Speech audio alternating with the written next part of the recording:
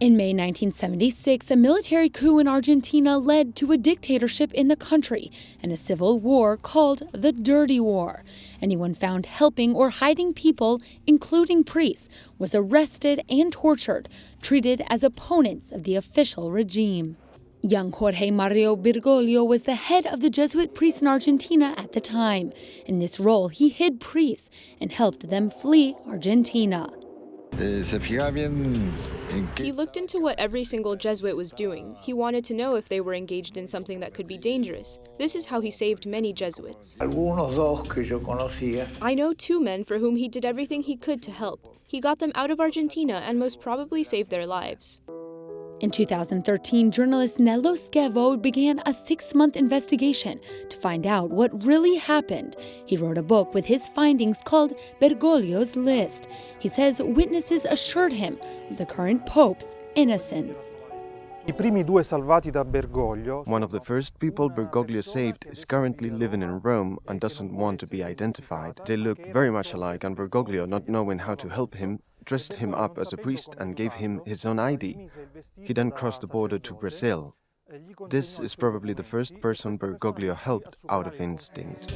Yet others have accused the current pope of not doing enough.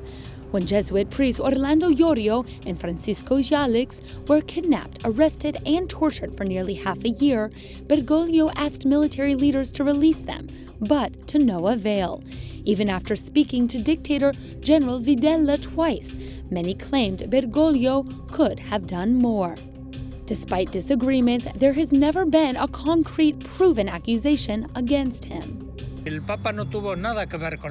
Pope had nothing to do with the dictatorship. He was not involved with it, no. He was among those bishops who stood up and defended human rights. He did this through a quiet diplomacy. We were always very close. I know exactly what Jorge did. I know he was concerned with these types of issues. That's why it hurt me so much when he was accused of being involved. Some thought he collaborated with the military, which is completely false. As accusations surrounded him upon becoming Pope, he said nothing for or against his cause.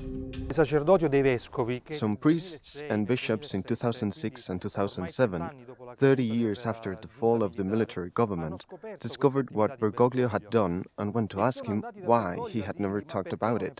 He's always preferred to remain silent. One of the reasons I believe is that Bergoglio, due to his psychology and Jesuit background, prefers not to feed any controversy from those years that are already in the past and were painful.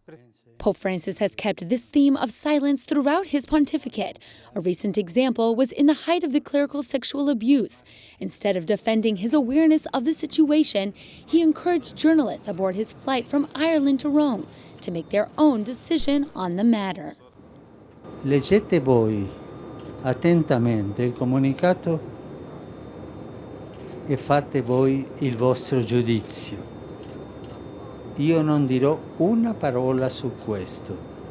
Credo che il comunicato parla da se stesso e voi avete la capacità giornalistica sufficiente per prendere